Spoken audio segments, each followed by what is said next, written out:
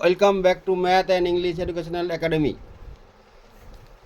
বন্ধুরা, আজ তোমাদের use of the word well as different part of speech এই সম্বন্ধে আলোচনা করব।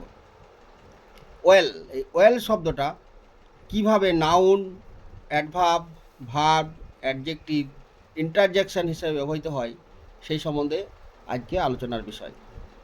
তাহলে প্রথমে দেখা যাক ওয়েলটা নাউন হিসেবে কীভাবে কখন ব্যবহার করা হয়, কখন সেটা যদি সেন্টেন্সের মধ্যে নাউন বলা যাবে, চিহ্নিত করবো যে এটাকে এটা কী পার্টিসিপেট কোন হিসেবে ব্যবহৃত হয়েছে সেটা। তাহলে প্রথমে হচ্ছে কি নাউন। তাহলে নাউন হিসেবে যদি ব্যবহার হয় তাহলে কীভাবে ব্যবহার হবে না, I when down to the well to get water. একটা সেন্টেন্স দেওয়া আছে, I when down to the well to get the water, to get water. তাহলে এখানে এই একটা ওয়েল পেয়েছি। তাহলে এই ওয়েলটা কি, নাউন না অ্যাডজেক্টিভ না ভার্ব না অ্যাডভার্ব না ইন্টারজেকশন? তাহলে আমরা যখন দেখব যে ওয়েল শব্দটা তার আগে যদি কোনো আর্টিকেল থাকে, তাহলে আর্টিকেল রয়েছে এ আর দি দ্বারা আর্টিকেল রয়েছে, তাহলে এটা অবশ্যই নাউন, এটা বলতে হবে। এটাই তখন এটার এই ওয়েলটা অবশ্যই নাউন। আর একটা sentence, the well is very deep. এখানে তো দ্য ওয়েল, এতে তো ওয়েল আছে, দ্য ভেরি ডিপ, এটা তো একদম মূল ভার্বের সাবজেক্ট হিসেবে ব্যবহৃত হয়েছে, তাহলে এটা অবশ্যই নাউন। এবার আরেকটা সেন্টেন্স দেখা যাক, হি ক্যান ড্রাইভ ওয়েল।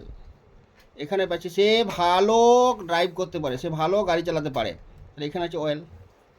এই ওয়েলটা কি না, এখানে কার পরে বসেছে, ভার্বের পরে বসেছে। ক্যান ড্রাইভ, এই ড্রাইভ ড্রাইভ ভার্বের পরে যদি কখনো সরাসরি যদি বসে কোনো, সেটা অ্যাডজেক্টিভ হয় না, সেটা তখন হয়ে যায় অ্যাডভার্ব, তাহলে এটা অবশ্যই অ্যাডভার্ব।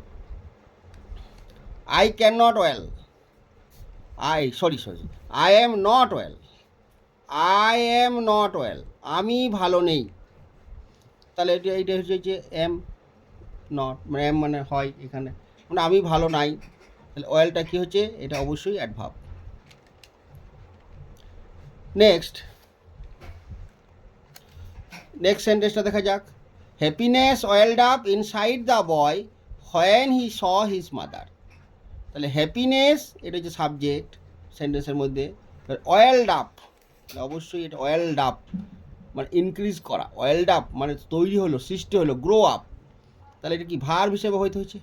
ইনসাইড দ্য বয়, মহাল বালকটার মধ্যে, হয়নি স হিজ মাদার, যখন বালকটা তার মাকে দেখলো তার মধ্যে একটা আনন্দের জোয়ার বয়ে গেল, তাহলে আনন্দের জোয়ার বললো ওয়েলড আপ, তার মধ্যে শিহরণ জাগলো, আনন্দের সৃষ্টি করলো, তাহলে এটা ভার্ব, ওয়েলড আপ, ওয়েলড আপ এটা ভার্ব, জাগ্রত হলো, তাহলে ভার্ব হিসেবে ব্যবহৃত হচ্ছে। Next, is it your well manner, এটাই কি তোমার ভালো আচরণ। তাহলে ম্যানার মানে আচরণ, এটা একটা নাউন, আর ওয়েলটা খেলে কী হবে, এখানে এটা অ্যাডজেক্টিভ,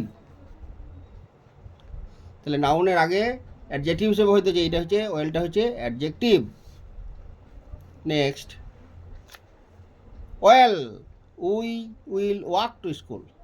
আচ্ছা বা বেশ, আমরা হেঁটে স্কুলে যাব, তাহলে এখানে ওয়েল, তাহলে এই ওয়েলের পরে কী আছে, কমা, তাহলে ওয়েলের পরে যদি কমা হয়, তারপরে যদি আমার একটা বাক্য পুরো সম্পন্ন হয়, তাহলে তখন সেটা অবশ্যই ইন্টারজেকশন হিসেবে ব্যবহৃত হয়।